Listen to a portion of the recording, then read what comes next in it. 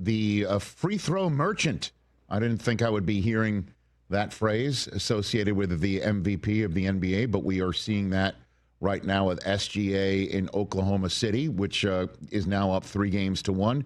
Is that a fair criticism of what's going on with the MVP of the NBA? But I think as a viewer and from an entertainment standpoint, I'm not sure it's the most pleasing basketball to watch. It was very similar to James Harden, but if you're getting away with it, and I think it's become a much bigger deal, and I give Chris Finch a lot of credit for this. He addressed it after games 1 and game 2. Really what he's doing, this going back to the Phil Jackson, Pat Riley days of the Knicks Bulls series.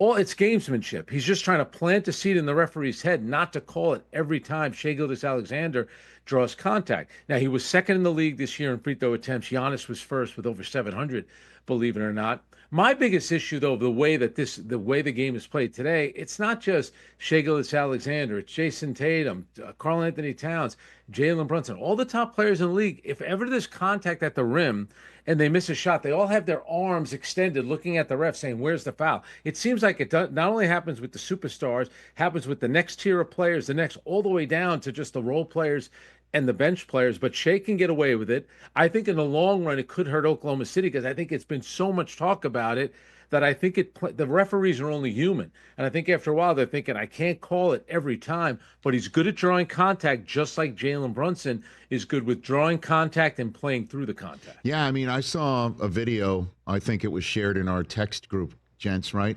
Was it a high school kid driving the lane? And as the kid was driving, you saw this, Frank, right? As the kid's driving the lane in high school, he's making the body movements that you see so many pros make, that he's being fouled as he's driving, and he wasn't really touched. We're seeing it at the lowest or the lower rungs, if you will, of the sport right now. And I don't know if it's fair to associate that with SGA, but sometimes you're just seeing fouls get called, and he's not even being touched. You're seeing that right now. And that's why, if you came up with some kind of penalty for something like that, where the referees feel like you're a flop, I know you can get a technical. I don't want the guy to get a technical and then get kicked out of the game, but it's almost something as egregious as that, and you're really trying to deceive the officials. Maybe you give the other team a free throw. Now, I understand we could get into the whole thing of too many replay reviews, and there's far too many right now. But I do think something's got to be done. But if I'm Shai Gilgeous-Alexander, right now I feel like I'm winning because I won the MVP. My team won 68 games during the regular season. I'm up 3-1 in the playoffs. I'm 1 win away from getting to a final. So I think for him, he probably wants everyone to talk about it. And if they make it to the finals, whether or not it's Rick Carlisle or Tom Thibodeau coaching in the finals, at some point it's going to come up. It'll come up in the lead up to it. And after one game, if they feel like he's getting away with a lot of calls, that'll become something that they'll want to, we've seen it before with Larry Brown, Pat Riley, Phil Jackson, where they start working the league, the officials, through the media. Yeah, I mean, let's be fair and balanced, though, Frank, right? 49-10.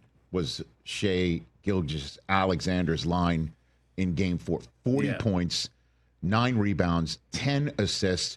And then if he and Jalen Williams combine for 74, good night, right? Like, who's going to beat him? Nobody. That's the end of that. It's a great Chet Holmgren doing his stuff, their perimeter defense, Alex Caruso, Hartenstein. My goodness. Like, they are the best team in the NBA when it comes down to it. Those 3 players you mentioned, they combined for 95 points, I think it was. And I think Anthony Edwards and Julius Randle are happy. They'd rather have you talk about SGA and being a foul merchant as opposed to the two of them.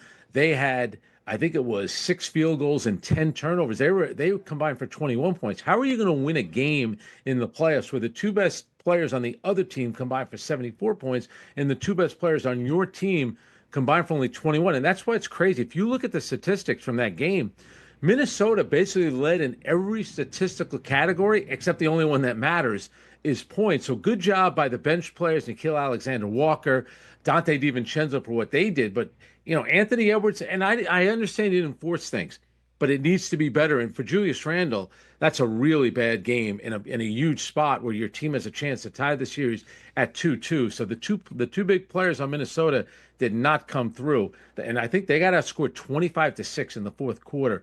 Anthony Edwards and Julius Randle compared to Jalen Williams and SGA. Catch the Rich Eisen Show live weekdays from 12 to 3 p.m. Eastern on Roku Sports Channel in the U.S.